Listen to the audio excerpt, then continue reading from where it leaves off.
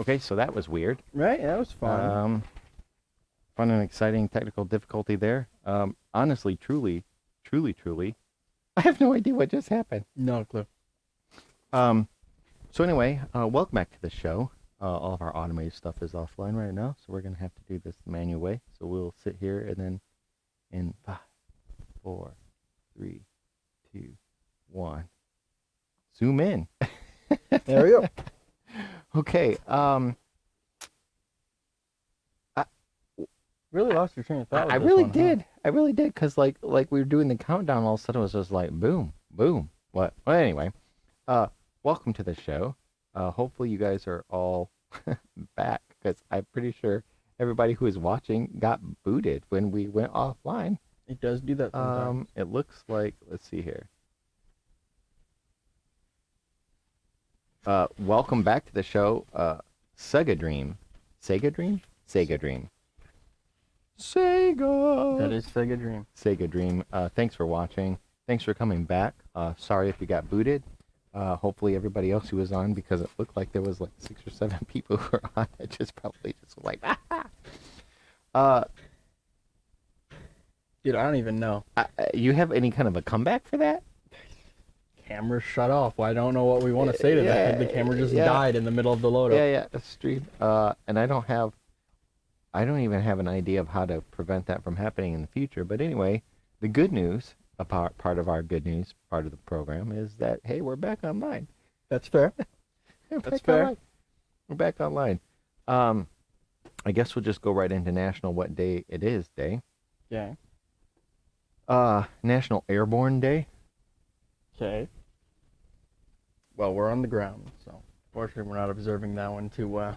I feel like, I don't know if this is a climb on the roof and go airborne, or if this is don't sneeze because you can make pathogens airborne, or if you should build an airplane and get airborne. I don't know, when it comes to climb on the roof part, I can do that right now. I can climb on the roof. You'd hear it too. Okay, what it actually is National Airborne Day honors the Military Airborne Division of the Armed Forces. So everybody who goes parachuting and jumping out of airplanes for the United States military, this day is for you. And disregard Yeah. Maybe you should just, just... Actually, I did it on purpose because going into it, it was the way it was spelled. You knew it was airborne, not like airborne, but airborne. But I'm leading up to something, which you already know about, so. Well, I can see it, too. National Roller Coaster Day, which is super cool because if you're not strapped in, it becomes National Airborne Day. That is fair. That is fair. I have been waiting all afternoon to throw that one out, and I didn't think I was going to make it. I had tears in my eyes already because I knew it was coming. Hey, you got it. National Rum Day. I can't legally say anything about this one. Can't legally say anything about it, but you, on the other hand, though, as a legal consenting adult, you can say whatever you want. Walk into your living room, kick over a barrel, put your leg up on it, and enjoy the day. That's all I got to say. Who's got a barrel? Who doesn't? You! Where are you keeping a barrel? If it's actual rum day and you're actually celebrating, that barrel will be empty. Again, I can't legally say anything. Okay. And the whole point that I've been leading up to, it is National Tell a Joke Day, which I am inspiring to tell quite a few of the worst dad jokes that I can come up with. This feels like entrapment. It feels like entrapment. I'm just excited that it's not a National State Day. That is fair. Which I did have a joke for, but I'm not going to tell it. What state was it last week? Was it Massachusetts? Honestly, I don't remember. They all kind of blur in my head. Nebraska or something. Some kind of like non-important one, whatever. Yeah. I feel like they were making up states for a while, because we've had enough, but Rhode Island. Yeah. It's a made-up state. Like Pluto's a made-up planet. It's so small. I don't get how you can classify that as a state. I get it. Okay. Anything new happen to you this week? We were here last week, right? Yeah. So I was shunned and attacked brutally uh on Discord. Oh, which I guess I should go ahead and put on here. If you'd like to throw out your comments, suggest articles, and we actually have people who suggest articles. Mm-hmm. Quite a few. This last week, I think I had 11, and I might be wrong on the number, but 11 complaints that I did not tell the turtle story. So I am, in fact, going to lead with the turtle story that I was considering not leading on, because it's not really a good news per se. It's just super interesting to me. Okay. And it's a turtle story, and we have turtle pictures, which makes everybody feel good, and I guess that makes it good news. I don't know, right? Oh, man. I gotta say that I saw these little mini turtles at the zoo, and I want a mini turtle. I know they have the giant ones that are size of like ottomans or whatever, but I don't know. I've always liked turtles. I've always wanted a turtle. I want a little one though that I can carry with me in my pocket. Okay. And what are you gonna call this turtle? I actually don't have a clever name or anything for it. I just want a turtle. I mean, Yeah. it could be turtle. I'd be fine with that. Or nameless. The nameless one. He who shall not be named. I don't know. Yeah, I Whatever. don't know if that title hasn't exactly gone to the most reputable Yeah, sources of history. probably not. Probably not. But if you have a turtle that likes to bash itself against you, you know what I mean? It could be. I can't say that we can't say yeah. that one either. Yeah. Yeah. So, pretty good week. I don't know. I look forward to this day pretty much every week. Yeah. And so putting together the articles throughout the week, I guess when you're going through like stressful times or whatever, and then all of a sudden like you get like this little bout of bad news. So I actually went through I don't know. I feel like I've been stressed out lately, and I don't know why, but maybe it's out there or whatever. And then someone will like send me a good news article. It just totally turns the whole day around. So I was at Starbucks today because I frequent that place regularly, Okay. usually more than once a day. Yeah. So I'm in line. The lady in front of me orders her thing.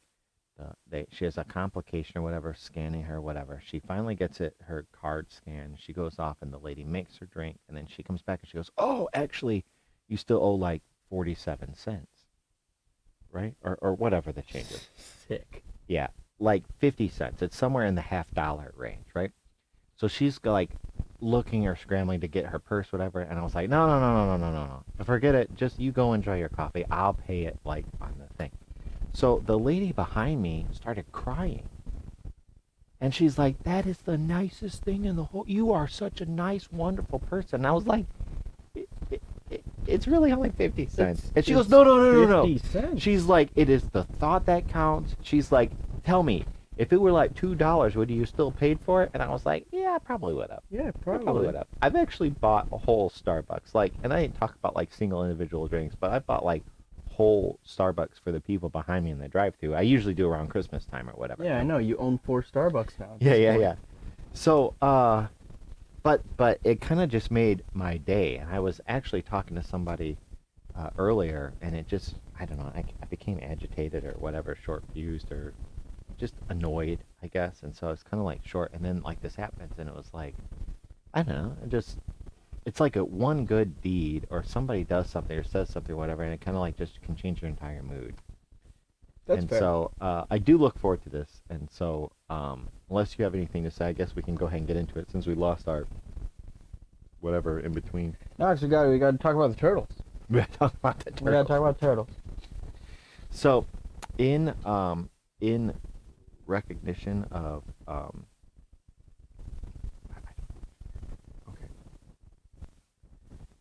National Joke Day, National Telejoke Day, I would like to say that you already read it. I only read the punchlines. I don't know what's leading up to it. I just know the punchline sucks. My friend and I went to this turtle pun class yesterday. Why do they have such thing? I'm not sure why they have it, but it taught us nothing. This is a sin against God. You are going to love. You are going to love the rest of this. Oh, why don't I have this here? You're going to love the rest of this program. I actually warned you. I was like, hey, do you have any like puns or jokes? And you're like, nah. I don't have anything I can say. Yeah. Well, let's just keep it Which there. is exactly how we're going to keep it. Give a shout out to Shy Puff. Welcome to the show. Hopefully you enjoy puns. Our first article, which I guess I should have said last week, and I apologize to everybody who really, truly, honestly, truly wanted to hear a fourth turtle article in a row. But the sand is so hot in Florida, and this is not a joke. I know it starts out that the sand is so hot in Florida. The sand is so hot in Florida that nearly all of these sea turtles being born there are now female. Now, I know like a bunch of stuff goes through your head because like I know I was like, what? When I read that, I had to read it like 3 times. So climate change is affecting the gender balance of the sea turtles. Rising temperatures over the past 4 years in Florida have led to a disproportionate number of female sea turtles to be hatched. Perhaps as many as 99% of the total eggs laid.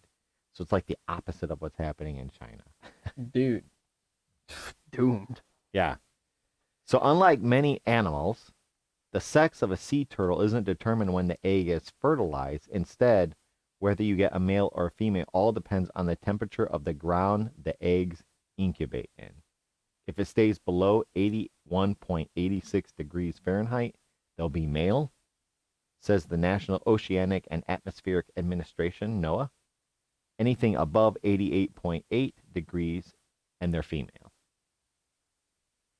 If the sand temperatures hover between those ranges, it's a mix of genders for the eggs. So the Florida sand's just making the sea turtles pull a Japan right now. But not just Florida, and we're gonna get into that. But yeah, that's kind of cool. I didn't know that.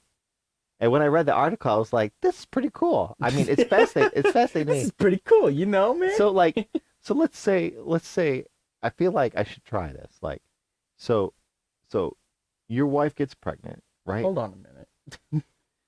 Hypothetical. Let's suspend disbelief here for a little bit. Your wife gets pregnant. Let's suspend disbelief that I even got a girlfriend. Okay, and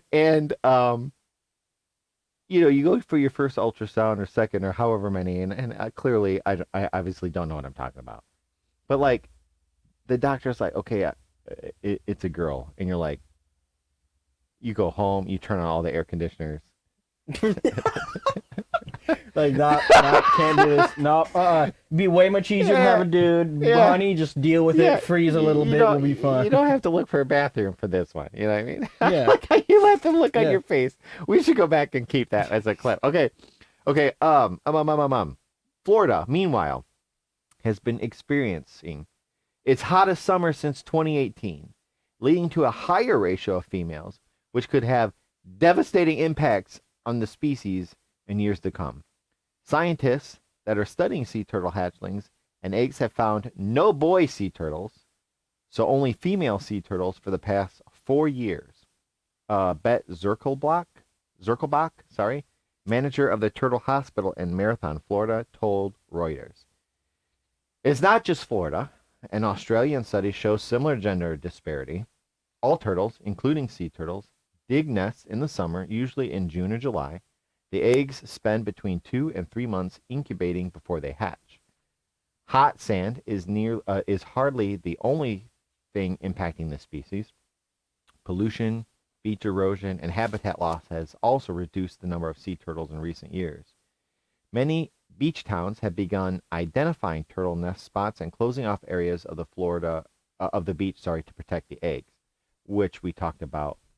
Did we talk about it a couple weeks ago, or is that an article I was going to read and I didn't? Might have been an article you're going to read because I don't remember. Because they were going and like counting. Oh, wait. No, they went up and they counted things. It was a turtle thing last week. Yeah, they were counting turtles. Obviously, I was like, we just did like 4 turtle things. Okay. We never read anything about them closing off beaches and whatnot. So when it comes to rising temperatures, there's little volunteers can do. This story was actually featured on like Fortune.com. So for all you people that really want wanted the turtle article. That was for you. There's the article. It was for you. Yeah, I still want a turtle, by the way. Actually, I guess I'm looking for a tortoise because I would like him to have legs. And I would like him to be in a habitat I don't have to throw in the ocean.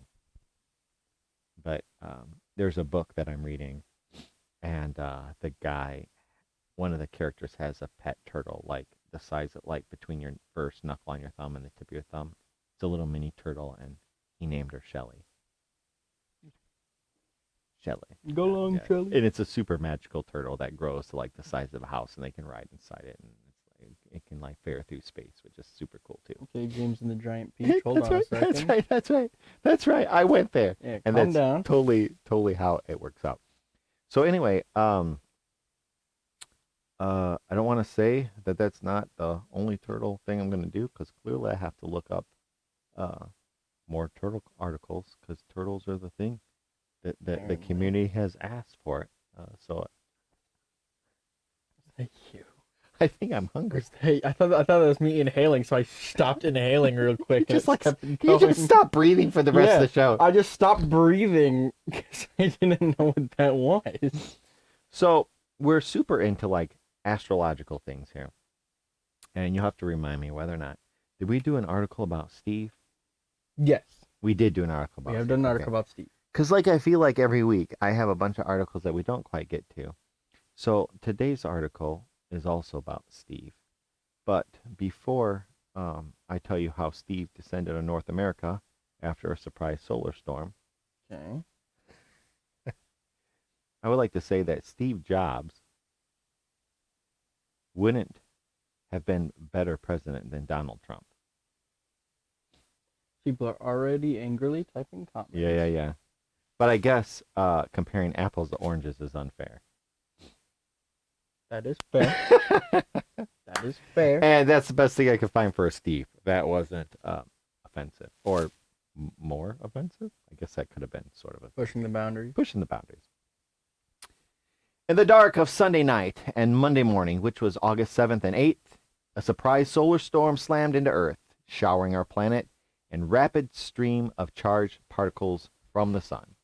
The resulting clash of solar and terrestrial particles in the Earth's atmosphere caused stunning auroras to appear at much lower latitudes than usual, and in southern Canada, triggered a surprise cameo from the mysterious sky phenomenon known as Steve. Like, how do you get this, like, smartest people in the world study space? They find one thing. Who found him? Oh, it was Steve Callahan over there. No, sweet. What do you call it? Steve. Well, actually, they named it after the movie Over the Hedge.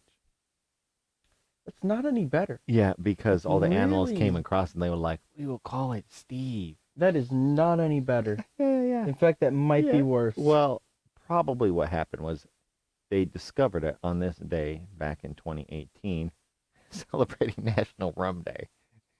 That's possible. That is possible. Everyone's there. All the scientists are watching Over the Hedge. Meanwhile, one dude's like, "Hey guys, check this out." Yeah.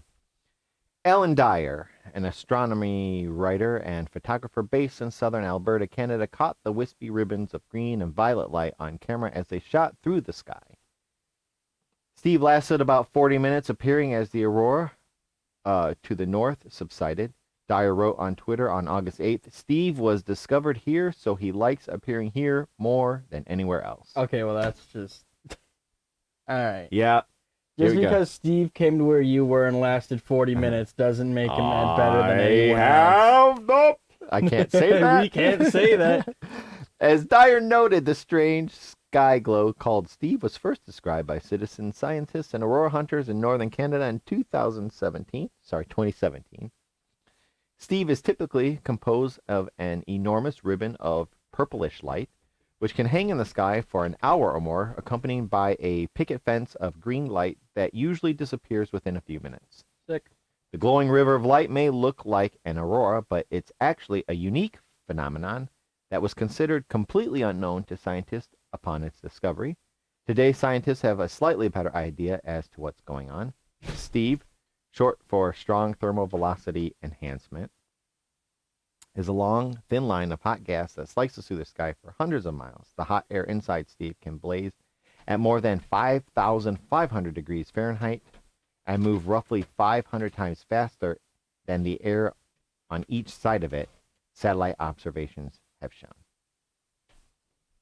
I like how they named it Steve and then changed it, but it is truly, I think, named after Over the Hedge. I feel like when we did the first Bruce article, Willis is just winning. I should have done a Bruce Willis. He's just winning. Should have done a Bruce Willis joke. What in the world is that? What is that? Yes. Is that the Nexus event? Is that what I'm looking for? Here we go. Well, I guess since everybody's like trying to see what's going on, the next event is actually lightning. It's called a giant jet.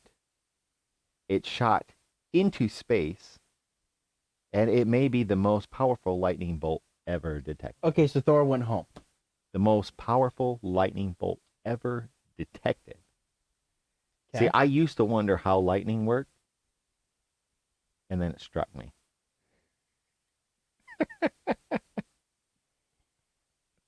Ever told you how unbelievably sad you make me sometimes? You know, I had to actually come up with these for each individual article. Yeah, I know. All except for one, and we'll get to that in a little bit. But anyway, the sky turns dark, a heavy rain falls, and a bolt of lightning crackles through the air, but instead of striking down toward the ground or zipping sideways between the clouds, this lightning bolt does something unexpected. It blasts straight upward from the top of the cloud, shooting 50 miles into the sky, grazing the lower edge of space. Bolts like these are called gigantic jets, which is super hard to say when you're saying it really fast. Gigantic jets. They are the rarest and most powerful sort of lightning, occurring as few as 1,000 times a year and emitting more than 50 times as much energy as a typical lightning bolt. And now, scientists have just detected the single most powerful gigantic jet yet. That's just not fair. You know why they occur so rarely, right? And why they shoot up in space? Well, the Earth keeps on its rotation. Yeah. Just how the Earth keeps going on the orbit. That's how it keeps in check. Earth's just a giant spaceship. I feel like like all those things in the Matrix with the lightning was coming through and they were like hovering. In a study published August 3rd in the journal Science Advances, researchers analyzed a giant jet that shot out of a cloud over Oklahoma in 2018. By studying the jet's radio wave emissions using satellite and radar data, the team learned that the bolt moved approximately 300 coulombs of energy from the top of the cloud to the lower ionosphere. The layer of charged particles that separates Earth's upper atmosphere from the vacuum of space are roughly 60 times the 5 coulomb output of a typical lightning bolt. I feel like that's wrong, because 5 coulombs is a typical lightning bolt. Wouldn't a regular lightning bolt have like 5.21 gigawatts or something? What's the rate of measurement in a coulomb? It could be measured in gigawatts. I would like to see the gigawatt per coulomb ratio. I'll find it. This is where we're going to get into trouble, where people are like, that's not real science. It is. It is. Give a shout out to ZeroX2, another TV viewer. Oh, there's a lot of math I can't do. Thanks for joining. Thanks for joining. That's okay. We're actually going to use the real actual. Oh, it tells me. Perfect. So 1 coulomb is the equivalent of 6.24 quintillion joules of energy. But not in the gigawatts. That was a fake measurement. And I think a gigawatt was supposed to be a gigawatt, but he mispronounced it. Yeah. I think gigawatts are, in the billions of joules for energy? Yeah. Okay. The charge transfer is nearly double the previous largest by a gigantic jet and is comparable to the largest ever recorded for cloud-to-ground strokes. You should just call them gigajets. Yeah, gigajets. The researchers wrote in a study, capturing such detailed data on the massive stroke of lightning required an equally massive stroke of luck. A citizen scientist based in Hawley, Texas. Hawley? Holly? Probably Holly. Holly? Holly? It's probably something like Yeah. Holly. This guy filmed it in Texas with a low light camera on May 14th, 2018, watching as the gargantuan discharge shot out of the cloud top before connecting with charged particles in the ionosphere some 60 miles above the ground. Scientists analyzing the footage found that, as luck would have it, the jet occurred very near the center of a large lightning mapping array, a network of ground-based radio antennas used to map the locations and times of lightning strikes. The jet was also within range of several weather radar systems as well as weather-watching satellite network. With these sources combined, the researchers studied the size, shape, and energy output of the gigantic jet in unprecedented detail. The researchers found that the jet's highest frequency radio wave emissions, the kind that LMAs are built to detect, came from a small structure called streamers, which developed at the very tip of a lightning bolt and created a direct electrical connection between the cloud top and the lower ionosphere.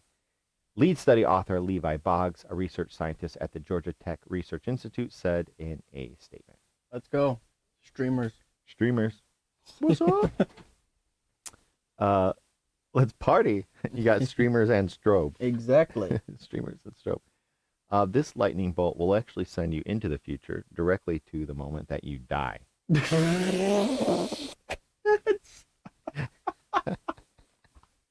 That's the best joke you've told yet. And that one I just made up off the top of my head. As I told you, dad jokes are spur of the moment things. Spur of the moment things. Fast forward you right to the point where you die. That's awful. It is. But that is unequivocally true. Yeah. Yeah. I don't know how to get back. I don't really know how to divert around back to this. Okay, We went from lightning bolts to you die, and that's it. The strongest electrical current, meanwhile, flowed considerably behind the streamers in a section called the leader. The data also, okay, this gets like super complicated, but basically, so why does lightning sometimes blast up instead of down? Scientists still aren't totally clear on that, but it's likely involves some sort of blockage that prevents lightning from escaping through the bottom of a cloud. Gigantic jets are typically observed in storms that don't produce many cloud-to-ground lightning strikes, the team added. So, Okay. actually, kind of excited about my joke. I should just... Yeah, okay. I gotta be careful because... Okay, generally I don't think before I speak because I really, really, truly, honestly, truly like being just as surprised as everybody else. And that's not a joke. That's true, but you know that already. Well, yeah, that and both of our respective Twitch careers reflect that. Yeah, that's true. That's true, including this one. So, okay, my next article comes from People. For those of you who like people. We're talking to people along the street. Yeah, yeah. They just say, Okay, there are people out there who are like really, really, really, really good. I'm sure it's a really, really, really small percentage of the whatever, but I'm pretty sure most students will not do homework and flat out lie to their teacher about why they don't have it. Right? Which one of you? I just told my teacher I didn't have it. I don't have it. Yeah, no, my teacher's like, "Where's your homework?" I'm like, My dad I told didn't me have not to do it. No, it's like it's either I didn't have it because I didn't care about it, so I threw it away, or I had it, and here, if you want the blank sheet that I didn't do because I didn't care. Funny story, I was on my way to school when the bus broke down, and as I was walking, I got mugged, and they took my lunch money and this sheet of homework. Yep, that's why I'm here with a pencil. That's it. Well, one of the number one running, I guess, jokes or whatever is that the dog ate it. Yeah? And that dog just looks guilty. Which one? Well, the one in the back is like, he knows there's a smackdown coming and he's just going to watch it. The one that looks like he got caught or the one that looks like he orchestrated The it? one in the front that's got his head down knows he's in trouble. He's got that look. He doesn't you got look. Dogs. You will. So this couple in Oregon got a winning lottery ticket, Okay. and that dog ate it. All right. Yeah. It was an ego check. Yeah. And in spirit of National Joke Day, National Tell a Joke Day, how is a dog and a marine biologist alike?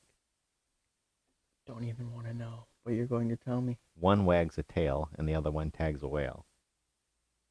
Actually, yeah. Yeah. That's not too far off. Yeah.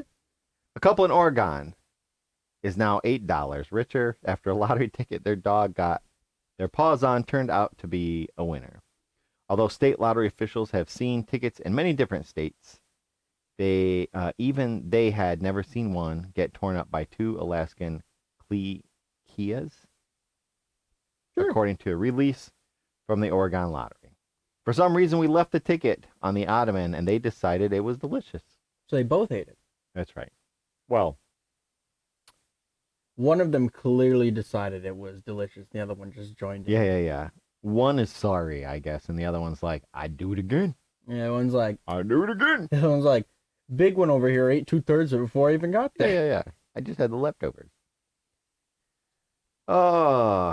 Rachel Lamont, who shared dogs Apple, 11 months, and Jack, 2, with her husband Nathan, said in a news release, I went to bed, and when I woke up, it was eaten to the point that I thought it was unable to be checked, Rachel added.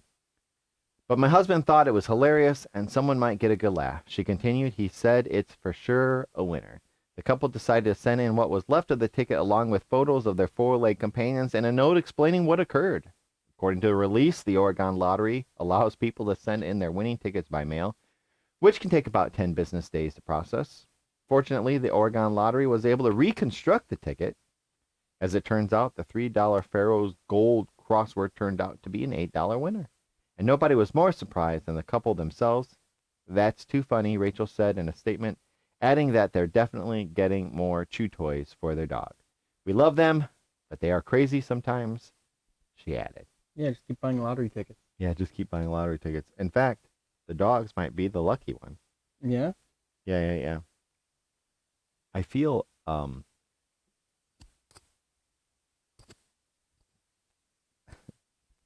my next article. All right. This Georgia high school football players rescued a woman trapped from a car crash. Okay. I debated whether or not I could tell a joke during this one. I did. The main guy yelled, we have to hurry, and they saved this lady. Okay. But in the spirit of National Tell a Joke Day, and since they're football players, Mm-hmm. Do you know what happens to football players who go blind? No. They become referees. That's the second best one you've showed so far. Okay, getting on to it. A group of Georgia high school football players and friends are being hailed as heroes for jumping into action and saving a woman from a potentially fiery car crash. Teammates Traven Adams, Tyson Brown, Antoine Carey, Alto Moore, and Caesar Parker, along with classmates Messiah Daniels, helped pull a 50-year-old woman from her car after it was hit outside their school in Rome, a city about 70 miles northwest of Atlanta. The crash and rescue took place Friday and involved a small silver car that swerved and struck a white SUV to avoid being hit. Another car driven by a teen. Rome Police Department Assistant Chief Debbie Burnett told USA Today. The boys, who are ages 14 to 17 and grew up together, were arriving at school Friday when they saw the wreck. Louis Goya, who teaches math at the high school, told USA Today he was standing outside the school watching students enter when he heard a loud noise just before 8 a.m. He ran to a nearby intersection, saw the crash, and called 911. There was smoke coming up from the hood. There was fluid on the ground, Goya said. I told the dispatcher we need to hurry. Traven told USA Today he watched the crash take place as he drove 4 of the boys to school. It was right in front of me. I turned off the car and jumped out and said, hey, look, let's go help her, Traven, who's 16, said Monday. The woman was leaning over into the passenger seat, begging for help. She had blood on her face and was screaming. Immediately, he said, Alto and Tyson ran to the passenger door and tried to pull it off. The vehicle was smoking, the fluids were leaking, and I could tell it was about to catch fire. Had the police not got there quickly, which they did, Traven recalled. When the boys couldn't get the door open, they ran to the driver's side door. They literally started using their strength to pry the door open so the lady could be released, Goya recalled. After about 30 seconds of pulling and pushing the door, the boys told USA Today in a group interview Monday they got it open. Eventually, Antoine and Alto pulled the woman out and walked her to the grass. Meanwhile, Caesar said that Traven overlooked the premises and checked on passengers in the SUV. The woman, police said, was transported to a local hospital to be treated for cuts and bruises. Police did not report. What happened to my voice there? Cuts and bruises? Yep. Cuts and bruises? Got some bruises. Cuts and bruises. Police did not report any other injuries and said the at-fault driver, who was not physically involved in the wreck, was a 16-year-old boy. Thank you, young men, for being examples our community can be proud of, Rome police posted on Facebook after the crash. As of Monday, the post had drawn hundreds of comments from community members and beyond praising their heroism. In the past, Tyson said he considered becoming a firefighter after graduation. I'm not very good with blood, but I'm a helpful person, Tyson said. That career path was still on the table Monday, he said. So, kind of cool. Everybody loves a hero. It's kind of hard. It's like just 6 guys just all hooked on doors. Yeah. I feel like somebody should have been there with like a Bluetooth speaker doing the bionic sound with that, like, as they slowly peel it open. Not So bad. I've seen other accidents and other articles. I think we did one here where there was like a small car that was like tipped over, and like 6 guys literally picked up the car and moved it. Like picked up the car and turned it over. Yeah. And so sometimes you get there, you're in the zone, you know, you got some adrenaline, you got enough muscle there that you can actually get through there. And I feel like 6 teenage boys or whatever ripped a door off when it would have taken the firefighters like the jaws of life to extricate Yeah, or whatever. just imagine just 6 dudes, 14 to 17, just rip a car door off. I feel off like its hinges. the next time they're out there and they've got the jaws and they're trying to get the door open and be like, the football team comes up, it's like, stand back, we got this. Just Yeah, something like that. So my next article, do you watch like the Academy Awards? Nope. I like watching. I feel like, is the Academy Awards the one where they have the big, huge intro every year?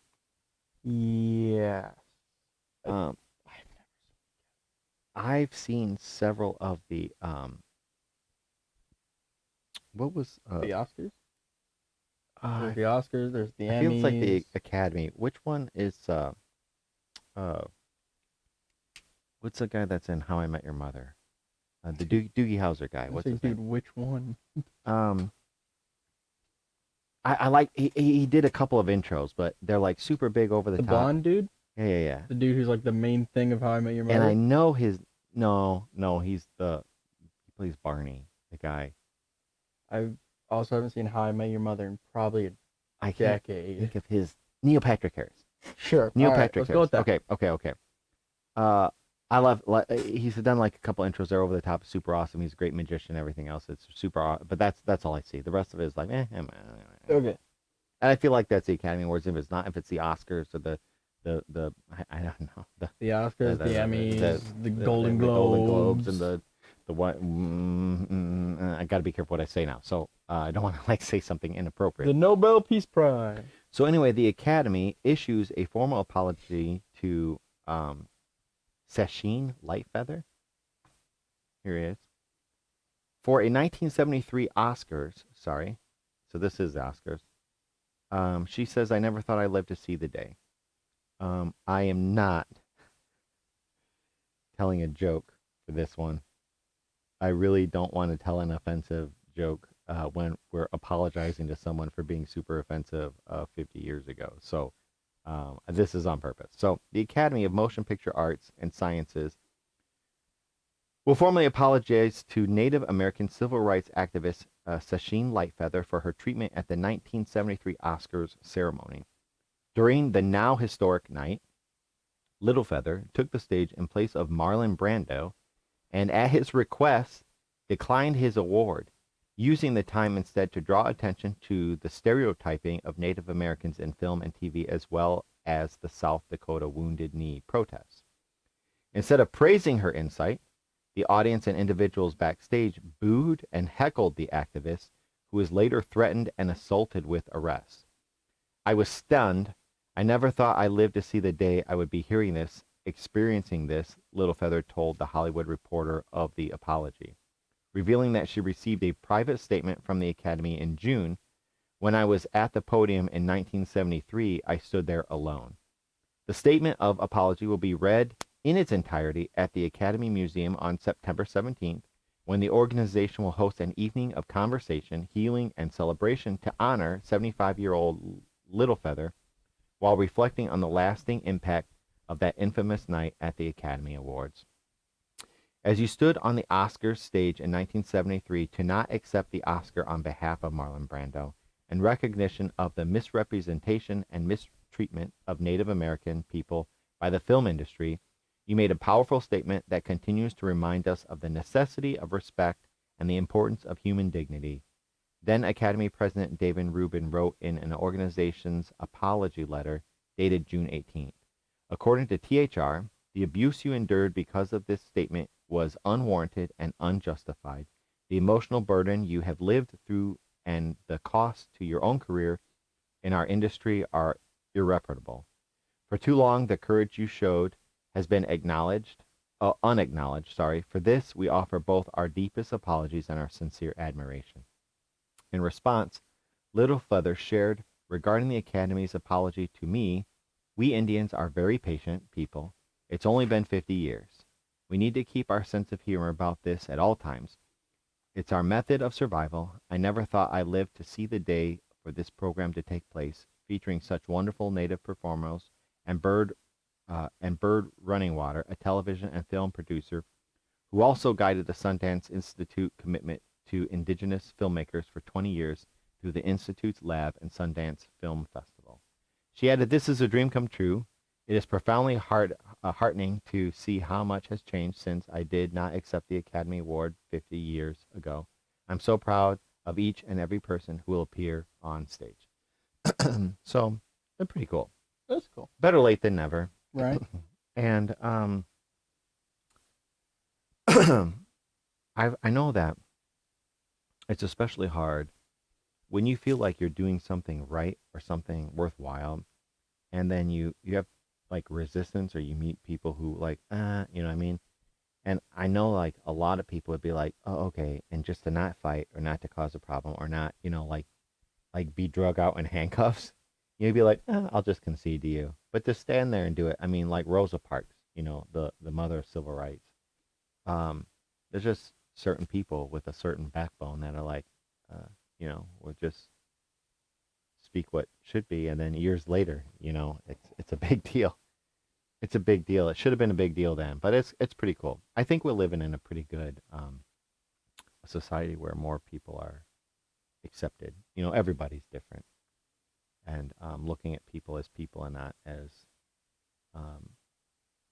not being compared. Like no one can compare anybody to me or compare anybody to you, and I think I don't know, we're all different anyway. That is a fair point. Everyone is a pretty different person. We're all different anyway. My next article, we have some time. My next article is pretty cool. These new glasses allow deaf people to see conversations by turning audio into subtitles. Okay. That explains the picture now. It really explains the picture. Okay. I was like, now do I really need to do this? Yeah, because I was looking at the picture, I'm like, this is like the really, really crappy phone ad. Yeah. So, my joke. Okay. My deaf girlfriend was talking in her sleep last night. Mm-hmm. She nearly poked my eye out. Okay, now I get it. Took a minute. Yeah, a company has created augmented reality spectacles that play subtitles on conversations happening in the real world. Dan Scarf was sad to see his 97-year-old grandfather sitting quietly in the room on Christmas Day, surrounded by his family but unable to join in with conversation because of his hearing loss. It got to the point now where he literally just sits there in silence, says Scarf. And I thought, well, hang on a second. He watches TV all the time with subtitles. Why can't we subtitle the world? What seems like an ordinary pair of sunglasses are actually using Amazon's Alexa software to turn incoming audio into closed captioning. Before the software developed by Scarf and his company, a company Enreal project, though sees through augmented reality onto the world through glasses. It took him just 6 months to launch the XR AI glasses, and while the software can't cope with people speaking over each other, Scarf insists it's just the beginning. We're going with a small number to begin with to prove it out, to get the feedback, to understand what people like and what they don't, and rapidly innovate on that, said Scarf. And then we're hoping, if the winds are behind us, then we will reach general availability by September. The portability is impressive as the glasses are just glasses and a normal cable connects your smartphone. It's being hailed as the life-changing innovation by Britain's Royal National Institute for Deaf People and the organization Deaf Kids. I was profoundly deaf. I was a profoundly deaf person myself. I was blown away by this technology, said Steve Crump, founder and chair of Deaf Kids International. When I tried on the glasses, I was astonished real-time subtitles that enable you to engage and participate as never before. With 12 million potential users, the glasses can be purchased through a British healthcare provider network and financed for around $35 a month for 11 months. It's actually a pretty good price for VR glasses. Not bad. Yeah. Or augmented Augmented glasses. reality. Yeah, glasses. AR glasses. Sorry. So going into from one disability to the next, we're going from deaf to blind. Okay. Bioengineered cornea can restore sight to the blind and visually impaired. Mm-hmm. Yeah.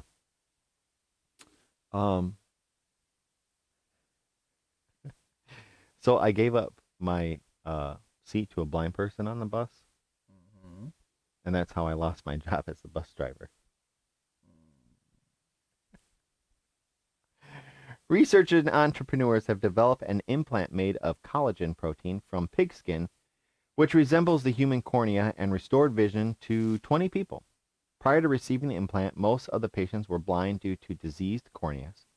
The promising result of the trial brings hope to those suffering from corneal blindness and low vision by providing a bioengineered implant as an alternative to the transplantation of donated human corneas, which are scarce in many countries. The results show that it is possible to develop a biomaterial that meets all the criteria for being used as human implants, which can be mass-produced and stored up to 2 years and thereby reach even more people with vision problems, says Neil Legali, professor at the Department of Biomedical and Clinical Sciences at LIU. One of the researchers behind the study. An estimated 12.7 million people around the world are blind due to their corneas, which is the outermost transparent layer of the eye, being damaged or diseased. Their only way of regaining vision is to receive a transplanted cornea from a human donor. But just 1 in 70 patients receives a cornea transplant. Furthermore, most of those who need cornea transplants live in low and middle income countries in which access to the treatment is very limited. Safety and effectiveness of the bioengineered implants have been the core of our work, says Meredad Rafat, the researcher and entrepreneur behind the design and the development of the implants. He is an adjunct associate professor at LIU's Department of Biomedical Engineering and founder and CEO of the company's Lincocare Life Sciences AB, which manufactures the bioengineered corneas used in the study. We've made significant efforts to ensure that our invention will be widely available and affordable by not just the wealthy, he says. The cornea consists mainly of the protein collagen. To create an alternative to human cornea, the researchers used collagen molecules derived from pigskin that were highly purified and produced under strict conditions for human use. The pigskin used is a byproduct of the food industry, making it easy to access and economically advantageous. In the process of constructing the implant, the researchers stabilized the loose collagen molecules from forming a robust and transparent material that could withstand handling and implantation in the eye, while donated corneas must be used within 2 weeks. The bioengineered corneas can be stored for up to 2 years before use. The researchers have also developed a new, minimally invasive method for treating the disease keratoconus, in which the cornea becomes so thin that it can lead to blindness. Currently, those patients' cornea at advanced stages is surgically removed and replaced by donating cornea, which is sewn into place using surgical sutures. This kind of surgery is invasive and only done at larger university hospitals. A less invasive method could be used in more hospitals, thereby helping more people. With our method, the surgeon doesn't need to remove the patient's own tissue. Instead, a small incision is made through which the implant is inserted into the existing cornea, says Neil Legali, who has led the research group that developed this surgical method. No stitches are needed with this new surgical method. The incision in the cornea can be made with high precision thanks to an advanced laser, but also, when needed, by hand with simple surgical instruments. The method was first tested on pigs and turned out to be simpler and potentially safer than conventional cornea transplants. The surgical method and the implants were used by surgeons in Iran and India, two countries where many people suffer from corneal blindness and low vision, but where there is significant lack of donated corneas and treatment options. 20 people who were either blind or on the verge of losing sight due to advanced keratoconus participated in the pilot clinical study and received the biomaterial implant. The operators were free from complications, the tissues healed fast, and an 8-week treatment with immunosuppressive eye drops was enough to prevent rejection of the implant. With conventional cornea transplant, medicine must be taken for several years. The patients were followed for 2 years, and no complications were noted during that time. The primary purpose of the pilot clinical study, published in the journal Nature, was to investigate whether the implant was safe to use. However, the researchers were surprised by what happened with the implant. The cornea's thickness and curvature were restored to normal. At the group level, the participants' sight improved as much as it would have after cornea transplant with donated tissue. Before the operation, 14 of the 20 participants were blind. After 2 years, none of them was blind anymore. 3 of the Indian participants who had been blind prior to the study had perfect 20/20 vision after the operation. A larger clinical study followed by market approval by regulatory authorities is needed before the implant can be used in healthcare. The researchers also want to study whether the technology can be used to treat more eye diseases and whether the implants can be adapted to the individual for greater efficiency. Linkocare Life Sciences AB, which is responsible for the production, certification, packaging, and sterilization of the implants used in the study, with the support of Care Group India, covered the cost of implanting manufacturing, ISO-compliant preclinical testing, and clinical testing. So, kind of like bionic eyes. Kind of, yes. Yeah, It's like and having robot eyes. the idea is that technology getting better and better and better. They'll take this technology. Someone else will take the technology and build on it, and it'll actually help somebody else or do other things too. I mean, I know collagen's found in other parts of the body and stuff too, but if they can do this with the eyes, maybe this will open up an opportunity to do something. I like how, like, they can cut in and put it in there. There's no stitches. Your eye heals on its own. Yeah. It does its own thing, and it's kind of like back in the day where you have a hip surgery where they cut out your hip, they remove part of your thing, they piece it all together, and you're like laying in bed for like weeks before you can even start doing therapy. You know what I mean? Yeah. And nowadays they cut like a small little hole. They go inside, they cut out your hip in little pieces. They take the new pieces of the hip, they put it inside, assemble it inside your body, all with like a dime-sized hole, and then you walk out it the same day. Yep. And then heal, pretty quickly. So Modern medicine. Modern medicine is kind of cool. My next article, as long as we're talking about eyes and ears and all this other stuff. Okay. Do you know what tinnitus is? Yes. It's like a ringing Yeah. in your ears. Yep. Do you have tinnitus? Yeah. You do. You know. Pretty sure I do. You're pretty sure. I Pretty do. sure I do. This is loud ringing all the time. So, life-changing new treatment stopped tinnitus developed after 20 years searching for a cure. Okay. So I called the tinnitus hotline, That's a thing. but it just kept ringing. You think the tinnitus hotline is a thing? I don't know. I bet you there's a phone number that you can call. It's just tinnitus ringing. It's just the tinnitus. You know what? Let's see if the tinnitus hotline is a thing. Is a thing. No, I don't think it's a thing. I think I just did It's hilarious if it is a thing. it. It is. Okay. We're gonna look There's this a up. tinnitus hotline. There is a tinnitus hotline. There's actually a tinnitus hotline. All right. Give a shout out to Anna Banana 10, Lurks. Thanks for coming back. Big man lurks. Violet's TV. Let me just read all these real quick. 0x2, Anna Banana 10, another TV viewer, Lurks, Sega Dream, Shy Puff, and Violet's TV. Thanks all for watching. We really appreciate it. As long as I'm talking about it, if you would like to join in with chatting and not here, or you want to talk to us off, not during the show, Off air. offline, off air, Off the air, off the books, off the record. send us a message, join our Discord. You can talk to us as a group or one-on-one there. And getting back to my tinnitus thing that I told my joke. A new life-changing mobile phone therapy to stop tinnitus has been developed by researchers who spent 20 years searching for a cure.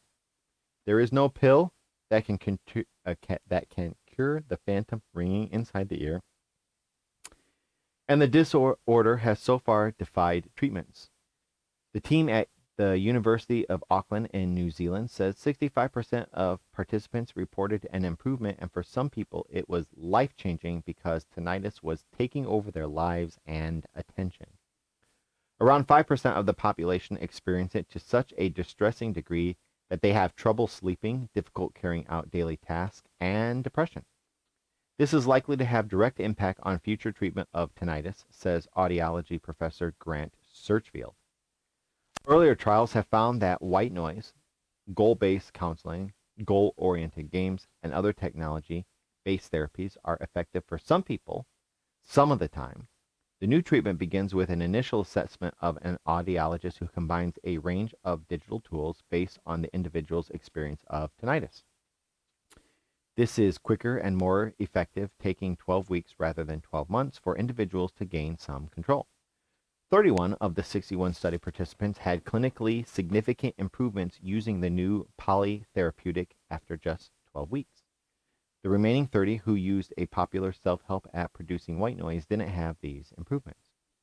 Why this therapy is essentially what this therapy does is essentially rewire the brain in a way that de-emphasizes the sound of the tinnitus to a background noise that has no meaning or relevance to the listener.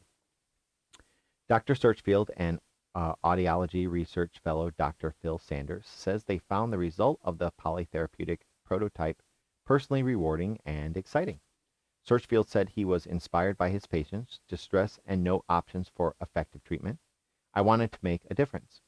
Now the research team plans to refine the prototype and follow up with larger local and international trials in a mission to get FDA approval. The researchers hope the app will be clinically available in around 6 months, and the findings were published in the journal Frontiers in Neurology. Time for one more? 58 minutes? Yeah? No? Let's do one more. Simply wearing a fitness tracker, they say, makes you walk an extra 40 minutes a day and lose 2 pounds. Sure. Yeah. Sure. Yeah. Do you know why athletes can lift more than prisoners? Because the pros outweigh the cons. Yeah, that's about right. You knew it was coming. Yeah, I did. I thought you were gonna say something. No, I was waiting for the disappointment to just hit me in the face. Simply wearing a fitness tracker encourages you to walk up to 40 minutes more every day, which results in shedding 2.2 pounds of weight in just a few months, according to a large study. Truth. Because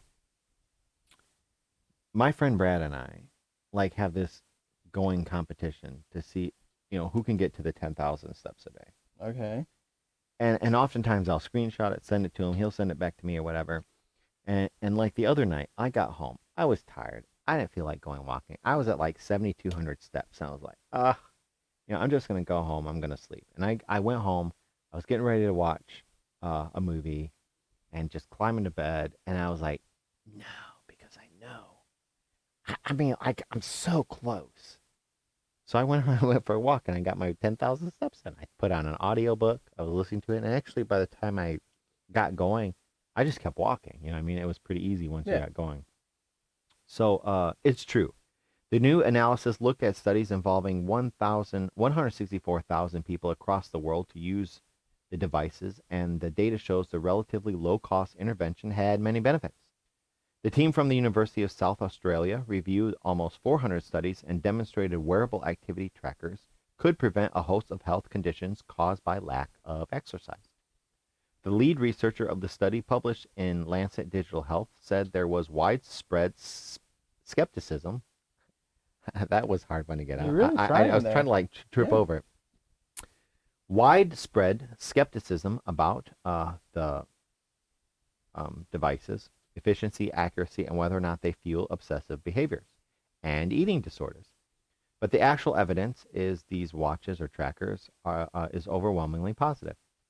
Wearable activity trackers are effective across all age groups and for long periods of time, says doctoral candidate Ty Ferguson. They encourage people to exercise on a regular basis, to make it part of their routine, and to set goals to lose weight. The other reported benefits is the trackers improve depression and anxiety through an increase in physical activity. Professor Carol Maher, co-author of the paper, added, bearing in mind these were not weight loss studies, but lifestyle physical activity studies, so we wouldn't expect dramatic weight loss. The average person gains about a half a kilogram a year in weight. So losing 1 kilogram over 5 months is significant, uh, especially when you consider that 2/3 of Australians are overweight or obese. Between 2014 and 2020, the number of wearable activity trackers shipped worldwide increased by almost 1,500%, with purchases in 2020 alone worth $2.8 billion. That's a lot of money. That's a lot of money. As well as weight loss, there is evidence fitness trackers help lower blood pressure and cholesterol too. Fitness wearables on Amazon.com currently show prices between $21 and about $160. That also sounds about right. So mine, you can set it like if you're an office worker and if you sit too long, if you're not moving, it'll vibrate and it gives you like you can get up and move around. Yeah. I know that keeps you from getting blood clots and Yeah. stuff. Mine, I do for like I can select what exercise I want to do. Like for example, sit-ups, and I have my reps programmed in there. I want to do 100 sit-ups, so it gives me 5 reps of 20. Okay. And so it will vibrate. I put my hand over the thing, and then as I do the sit-up, it counts it off and it dings. And then when I get to 20, it automatically tells me to stop. It gives me a 1 minute cool down period, and then vibrates when it's time for me to start up again. Okay. So it's kind of cool. Jumping jacks, push-ups, Yeah. walking, running, Oh, hiking, yeah, no, that's whatever. pretty cool. Yeah, it's kind of cool. Um, just a mentionable, I guess. They say snacking on grapes may add 4 to 5 years to lifespans for those who regularly eat fast food. So if you eat a lot of fast food, if you eat grapes, you can add 4 to 5 years to a lifespan. All right. And you might wonder, what is the purpose of scientists writing a paper about grapes and consciousness? Well, they're just raising awareness. That's like on par with like the California raisin. It is.